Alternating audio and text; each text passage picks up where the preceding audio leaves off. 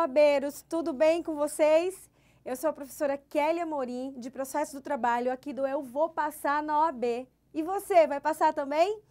Dividiremos a matéria Processo do Trabalho, eu e o professor Dirceu Medeiros, e faremos a revisão por meio de questões anteriores das provas aí da OAB, tá? Então, vamos começar com princípios no processo do trabalho, dando sequência aí com competência, com vários outros assuntos que serão abordados aí também na prova de vocês, tá? Então, é isso. Deixei aqui no quadro os meus contatos, caso vocês tenham alguma dúvida do curso e queiram aí entrar em contato. Ficou alguma dúvida, ficou alguma observação? Deixei, vamos aqui no quadro para vocês verificarem os meus contatos. Eu tenho uma fanpage, que é a professora Kelly Amorim, o meu Instagram, que é Prof. Kelly Amorim, e o e-mail profkamorim@gmail.com. Ok, pessoal? Estamos aí nessa empreitada com vocês de rumo à aprovação na primeira fase, tá? Esse curso será totalmente gratuito, com 60 horas para você gabaritar a primeira fase da ordem. E não esqueçam, estamos juntos também na segunda fase. Aqui no Eu Vou Passar na OAB, nós temos uma segunda fase comigo, o professor Rogério Renzetti e o professor Dirceu Medeiros, juntos para a sua aprovação. Vamos lá? Olha só, a primeira questão vai falar sobre princípios. Vejam o que diz a questão da OAB no 6º exame unificado. Numa reclamação trabalhista, o autor teve reconhecido o direito ao pagamento de horas extras, sem qualquer reflexo. Após liquidado o julgado, foi homologado o valor de R$15 mil, iniciando-se a execução. Em seguida, as partes comparecem em juízo pleiteando a homologação de acordo no valor de R$10 mil. Com base no narrado acima, é correto afirmar que A. O juiz não pode homologar o acordo porque isso significaria violação à coisa julgada. B. É possível a homologação do acordo, mas o INSS será recolhido sobre R$15 mil. C. A homologação do acordo, no caso, dependeria da concordância do órgão previdenciário, pois inferior ao valor homologado. E é possível a homologação do acordo e o INSS será recolhido sobre R$10 mil. Vejam, essa questão aqui, a correta é a letra D. Essa questão, gente, vai falar sobre o princípio da conciliação, que é arraigado no processo do trabalho. Nós temos como um dos principais aí norteadores, um dos mais importantes princípios, o princípio da conciliação, onde o 764 da CLT vai nos dizer que o processo do trabalho se submete à conciliação, ao princípio da conciliação. E o parágrafo 3º deste mesmo artigo vai dizer que ela pode acontecer, inclusive após o trânsito em julgado da ação. Então, vejam só, nós temos aqui o princípio da conciliação no artigo 764 da CLT. Numa reclamação trabalhista, o juiz é obrigado a fazer a proposta conciliatória sob pena de nulidade. Então, ele tem por obrigação, não é porque ele quer ou que ele não quer, mas por obrigação legal. Então, vocês anotem, além do artigo 764, vocês vão anotar o artigo 846 e 850, também da CLT, e o 852 é de escola também da CLT. Então, vejam, aqui eu vou colocar para vocês as seguintes observações. Vejam só, esse 846 e 850, ele vai falar de uma ação no rito ordinário. Já o 852 da CLT, ele vai falar no rito sumaríssimo. O momento de fazer a proposta de acordo, ele é diferenciado de acordo com o rito. Lá no rito ordinário, que em regra é aquele rito mais que 40 salários mínimos, que tenha como valor da causa mais que 40 salários mínimos, o juiz terá 2 momentos para fazer a propositura ali do acordo, né? A propositura a proposta de acordo. Então, nesse caso, ele tem aberta a sessão, seria a primeira proposta de acordo pelo juiz. Então, abriu a audiência, ele tem por obrigação fazer a proposta de acordo.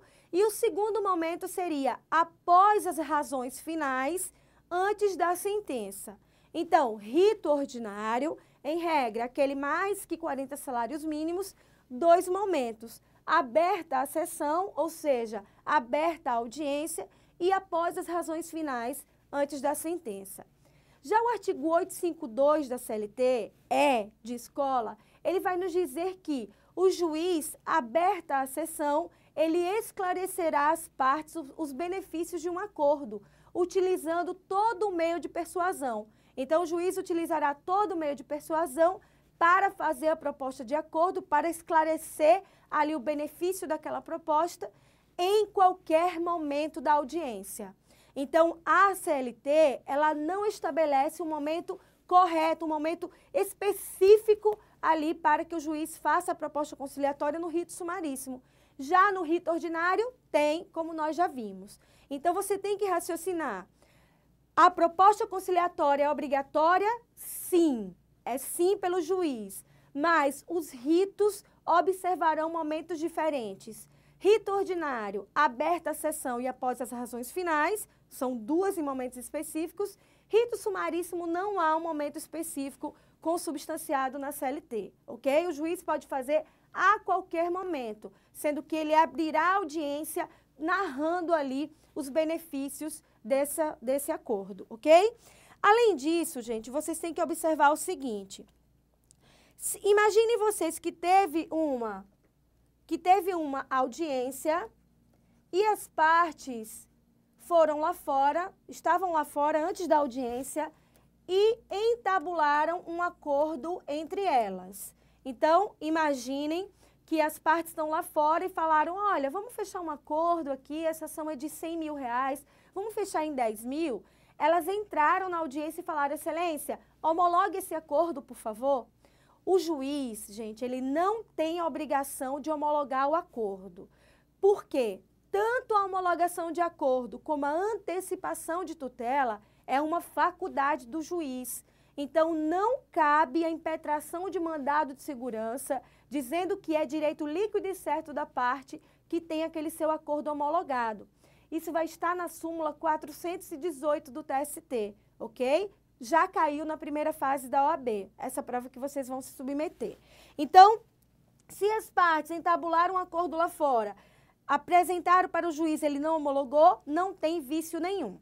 Mas se as partes, elas entabularam um acordo, vocês vai puxar aqui o artigo 831, parágrafo único da CLT, que vai dizer que, nesse caso, o acordo, ele torna-se irrecorrível para as partes.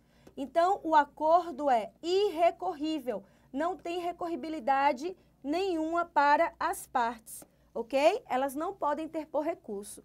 A única pessoa que pode interpor recurso é o INSS, porque ele é um terceiro interessado quando nas nossas sentenças ou acordos, nesse caso específico o acordo, não houver a observação correta do INSS sobre as verbas de natureza salarial, ok? Então, nasce para ele a possibilidade de interpor recurso ordinário em face do acordo ali homologado pelo juiz. Mas as partes, elas não têm nenhum recurso ali cabível para impugnar esse acordo.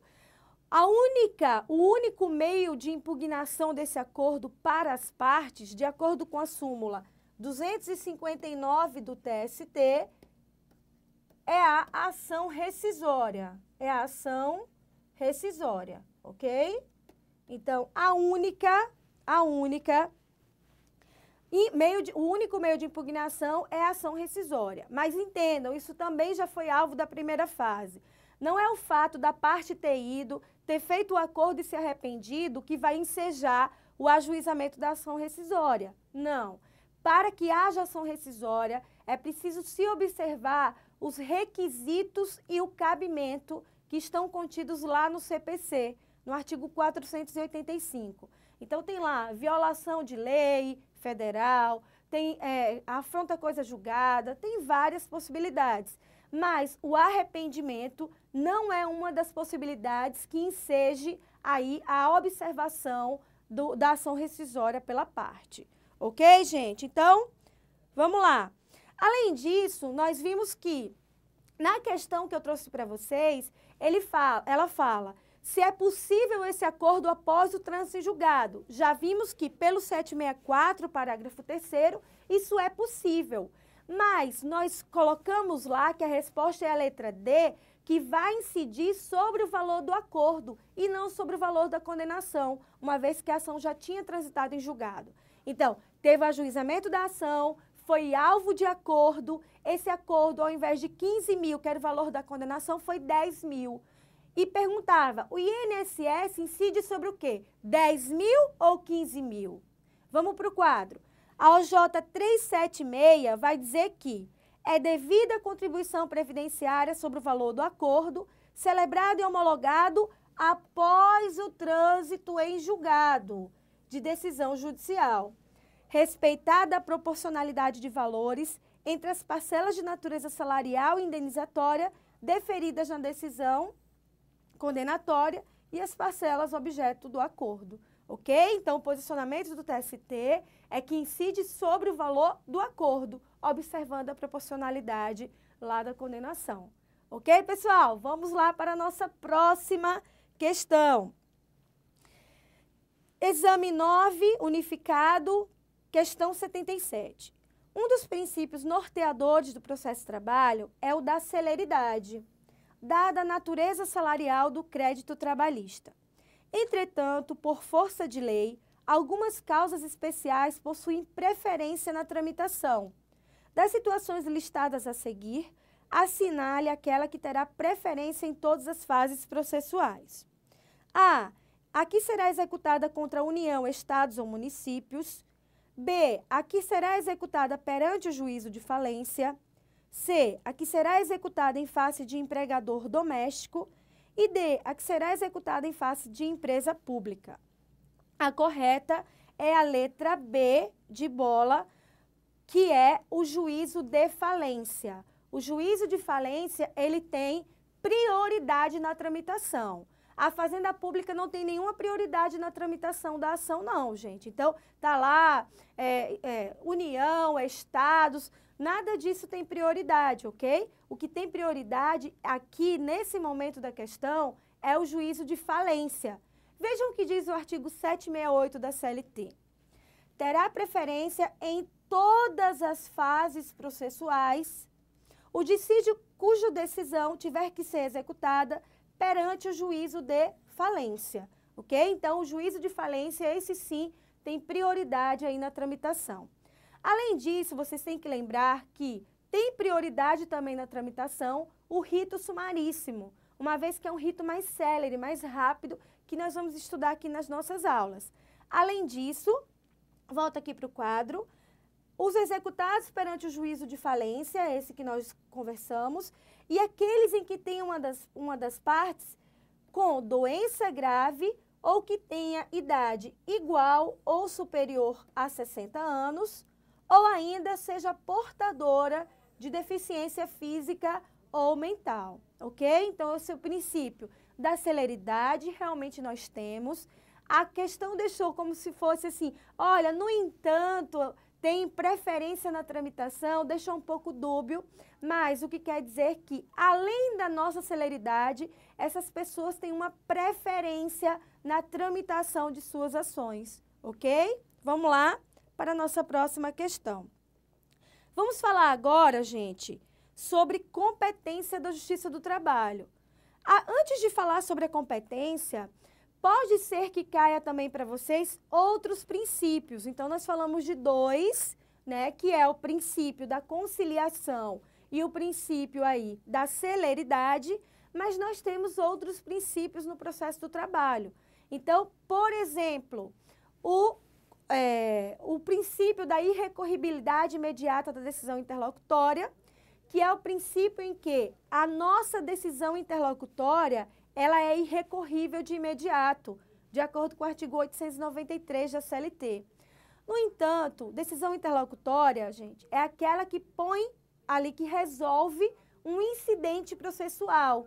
Então, aquela decisão do juiz que resolve um incidente processual, ela é considerada uma decisão interlocutória, de acordo com o artigo 162, parágrafo 2º do CPC.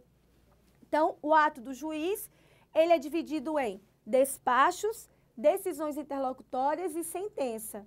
Despacho não tem cunho condenatório, não tem cunho decisório, ele serve ali para dar prosseguimento ao processo. Decisão interlocutória é aquela que resolve um incidente processual e sentença é o ato do juiz pelo qual desencadeia uma das possibilidades do 267 do CPC ou do 269 do CPC, ou seja, sem mérito 267, com mérito 269. Então, para nós, no processo do trabalho, essa decisão interlocutória, em regra, ela é incabível à recorribilidade, ou seja, incabível qualquer que seja o recurso. Tenham cuidado, porque vocês estão estudando muitas matérias ao mesmo tempo e vocês estudam lá em processo civil que a decisão interlocutória é passível de interposição de agravo de instrumento. Aqui no processo do trabalho, nem pensar, gente. Em primeiro lugar, é uma irrecorribilidade, ou seja, esse princípio nos diz que a decisão interlocutória ela é irrecorrível de imediato. Mas vem a súmula 214 do TST e vai fazer a exceção a essa regra. Vai nos dizer que existem 3 possibilidades de recorribilidade a essa decisão interlocutória. Que é a primeira, quando o TRT ele afrontar, ele desobservar uma súmula ou OJ do TST por meio de uma decisão interlocutória, caberá o recurso de imediato. A segunda, quando naquele mesmo tribunal for possível de recorribilidade daquela decisão interlocutória. E a terceira, quando naquele juízo houver uma exceção de incompetência em razão do lugar e o juiz acatar a exceção de incompetência em razão do lugar e enviar esses autos do processo para um juízo diferente, desde que seja TRT distinto. Então, vamos só fazer essa questão do princípio da irrecorribilidade. Olha só, o empregado ajuizou uma ação, nós sabemos que a competência para julgamento aqui da reclamação trabalhista, de acordo com 651 da CLT, é aquela do local da prestação de serviço, ainda que o empregado tenha sido contratado em outro lugar, ainda que o empregado tenha sido contratado no estrangeiro. Então, se ele ajuizou, isso é o caput do 651 da CLT, se ele ajuizou em local diverso do que ele trabalhou, ao reclamado nasce a possibilidade de apresentar exceção de competência em razão do lugar. Então, ó, imagine que ele trabalhou em Brasília e mudou para o Rio de Janeiro e ajuizou no Rio de Janeiro. Isso está errado. Então, quando ele ajuiza a reclamação no Rio de Janeiro, o que vai acontecer aqui? Ao reclamado, nasce a possibilidade de apresentar exceção de competência em razão do lugar. Se esse juiz do Rio de Janeiro acata essa exceção e a decisão dele é para enviar para Brasília, cabe recurso de imediato, recurso ordinário. Por quê? Rio de Janeiro pertence à primeira região de TRTs e Brasília pertence à 10ª região. Ou seja, são regiões diferentes. No Brasil, nós temos 24 regiões, né? Então, apenas 4 estados não têm TRT. Acre, Tocantins, Roraima e Amapá. Então, quando o juiz acata a exceção e a decisão dele é para enviar para outro juízo que pertence a outro TRT, caberá recurso de imediato. Nós vamos voltar a falar sobre isso lá em exceções. Aí eu trago de novo para vocês essa súmula 214 do TST. Além disso, tem outra possibilidade que não está na súmula.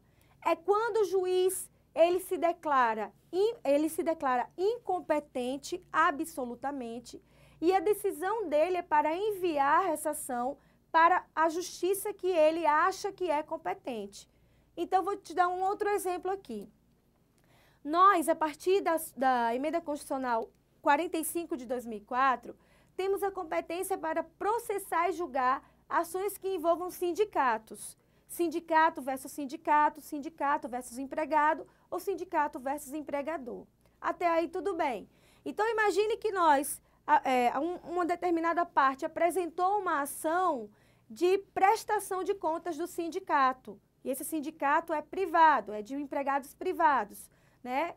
Não é de servidores públicos. Vou explicar depois por quê. Então, ajuizamos ali a ação de prestação de contas e o juiz falou, olha, eu não tenho essa competência para julgar essa ação de sindicato, isso é da justiça comum. Essa decisão do juiz é uma decisão interlocutória. Então, nesse momento, cabe o recurso, por quê? Você não terá outro momento para falar nessa Justiça do Trabalho. Então, nesse momento, haverá a possibilidade de interposição do recurso ordinário. Ou seja, essa decisão interlocutória ela é possível de recurso, uma vez que ela é terminativa aqui na Justiça do Trabalho, ok? Então, vimos princípio da celeridade, princípio da conciliação, princípio da irrecorribilidade da decisão interlocutória. Além disso, vamos para um quarto princípio que cai bastante nas nossas provas. Princípio do jus postulandi. Está lá no artigo 791 da CLT e também na súmula 425. A capacidade postulatória, gente, a capacidade de postular em juízo, ela pertence ao advogado, que é o que vocês serão depois de passar por essa prova agora. Então, pertence ao advogado. Mas no processo do trabalho, nós temos a capacidade postulatória extraordinária. O que quer dizer isso? A parte pode ajuizar a sua ação e a parte contrária contestar também sua ação e até mesmo interpor recurso sem que haja um advogado. Então, vai estar lá no 791 da CLT. Empregado e empregador poderão acompanhar suas reclamações até o final, ali, pessoalmente, ou seja, sem advogado. Então, nesse caso, tenham cuidado que essa súmula 425 vai dizer que há uma limitação de ação e também de instância. Então, o que você tem que levar para a prova você está estudando muitas matérias, tenham cuidado com isso. O jus postulandi da parte é a capacidade que a parte tem de ir até a Justiça do Trabalho sem advogado. Então, está lá no 791 da CLT. Tem limite de valor? Não. Então, ela pode ajuizar uma ação de R$1 milhão sem advogado? Pode. O reclamado, o réu, pode contestar? Pode, sem advogado. Então, o que veio estabelecer a súmula 425 foi a limitação de instância. Porque, percebam, no processo do trabalho, nós temos 3 instâncias. O juiz do trabalho, que desempenha sua função na vara do trabalho, o TRT, Tribunal Regional do Trabalho, e o TST, Tribunal Superior do Trabalho. O juiz do trabalho desempenha sua função na vara do trabalho, o TRT são 24 regiões no nosso país e o TST, ele é situado em Brasília com jurisdição em todo o território nacional e tem 27 ministros. Ok. Então, imagine que a parte ajuizou uma reclamação trabalhista aqui na vara do trabalho, que era de R$100 mil. Pode ser sem advogado? Pode. O reclamado pode apresentar a contestação sem advogado? Também pode.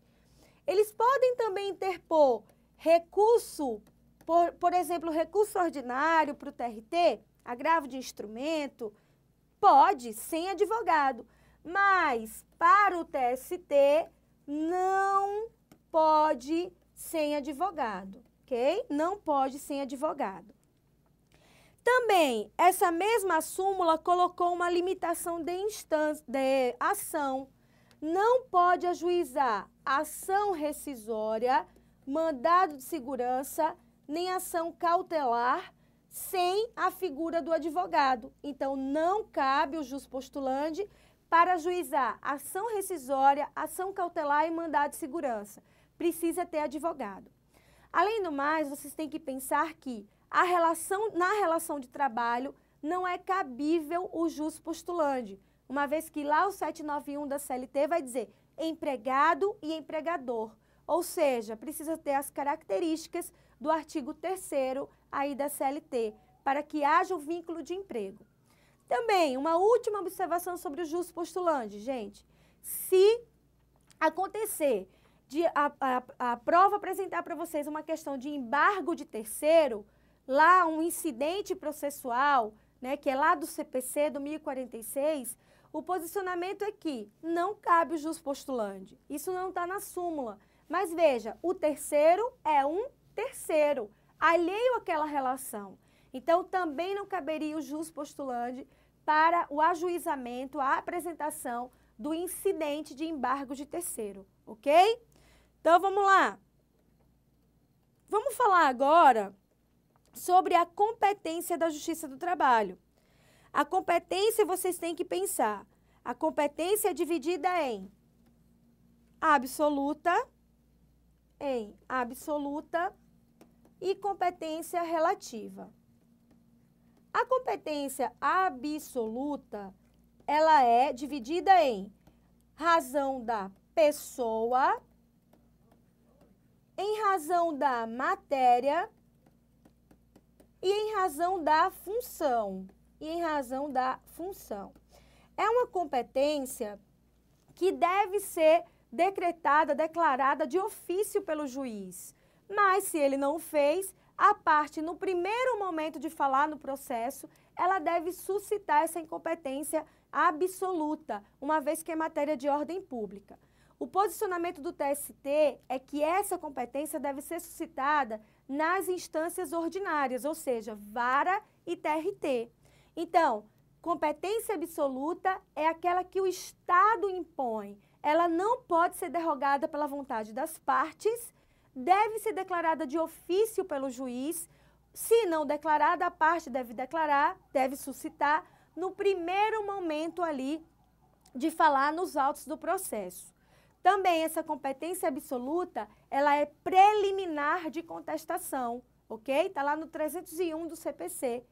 Então, preliminar de contestação. E ela é dividida em razão da pessoa, quem a Justiça do Trabalho julga, em razão da matéria, o que a Justiça do Trabalho julga, e em razão da função, quem vai julgar isso? Porque nós temos 3 instâncias, cada instância tem a sua função. A vara tem a sua função, o TRT tem a sua função e o TST tem a sua função. Então, nós temos que observar essas 3 competências aí absoluta que nós destacamos agora. Já a relativa é em razão do território. Em razão do território. Aí você vai dizer assim, professora, qual é a competência da Justiça do Trabalho? Onde eu vou ajuizar a minha ação? No local da prestação de serviço, ainda que tenha sido contratado em outro lugar, ainda que tenha sido contratado no estrangeiro. Isso cai bastante na prova da primeira fase, gente. Então, aí você pode perguntar também, e aquela em razão do valor da causa? Vocês têm aí no processo do trabalho? Não temos. Por que vocês veem essa exceção lá no processo civil? Porque lá tem os juizados especiais para julgar o rito sumaríssimo, lembra? Lá tem o juizado especial, que é até 40 salários mínimos, que quem julga é esse juizado especial. Mas aqui no processo do trabalho, nós não temos juizados especiais, isso já caiu na primeira fase da OAB. Portanto, o juiz que é competente para julgar o rito sumário é competente para julgar o rito sumaríssimo e é competente para julgar o rito ordinário, tá? Por isso que nós não temos essa incompetência em razão do valor da causa, apenas em razão do território. A relativa é a competência que as partes podem derrogar por meio da sua vontade. Na absoluta, não, mas na relativa, se eu ajuizei uma ação no local distinto do que eu trabalhei e a parte contrária, o reclamado, não suscitou nada, aquele juiz que era incompetente, ele se tornará competente, ou seja, há uma prorrogação da competência. Ademais, o juiz não pode declarar a competência relativa de ofício. Ele não pode dizer, olha, você trabalhou lá em Brasília, por que você veio ajuizar aqui no Rio? Eu não vou aceitar a sua ação. Não pode fazer isso, porque ela deve ser suscitada pelas partes.